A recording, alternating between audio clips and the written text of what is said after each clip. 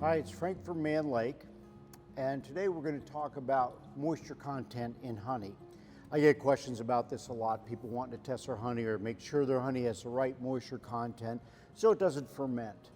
And there are tools out there we could use. One of the basic tools is a refractometer. Now they come in different styles and different prices. This is your entry-level refractometer. For most of us, this is fine, it'll do the job.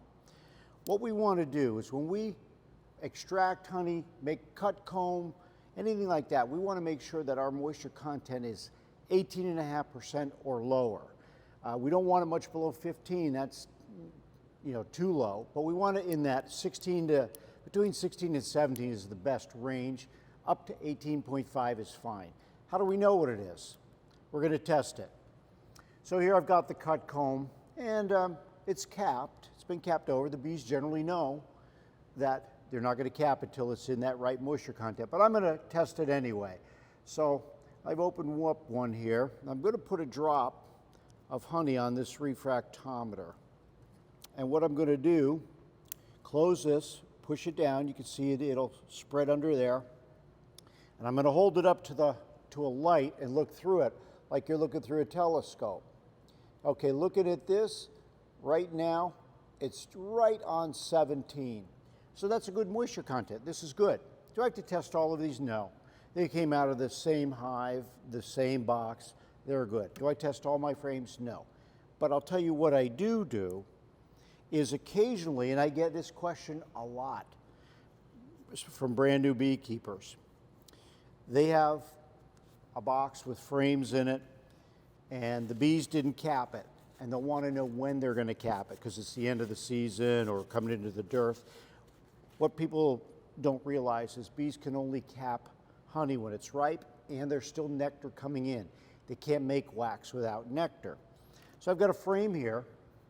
This frame is not capped. It's got a lot of honey in it. That is not capped at all on that side. Do I have to throw this away? Do I have to feed this back to the bees? Not necessarily. The first thing I'm going to do is I usually do the shake test to see if any comes out. Nope, none came out. It's a good sign, but not good enough. We want to see what that moisture content is. So I'm going to get a little bit of this honey. I'm going to put another drop on here on my refractometer, and I'm going to close that up. And again, I'll take that look. Okay, right now, this is about 20.5, so it's high.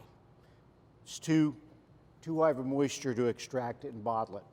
Again, does that mean I have to get rid of it? Nope. Does it mean I have to feed it back to the bees? Nope. Honey is hygroscopic, meaning if there's more humidity outside in the air than in the honey will take that in. If it's drier out there than the honey's moisture content, it'll give up moisture.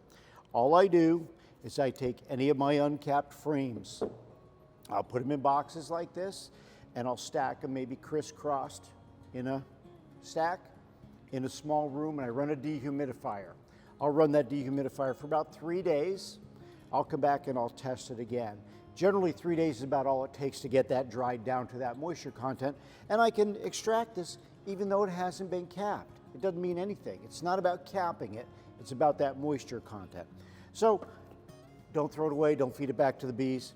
Use that dehumidifier, come back.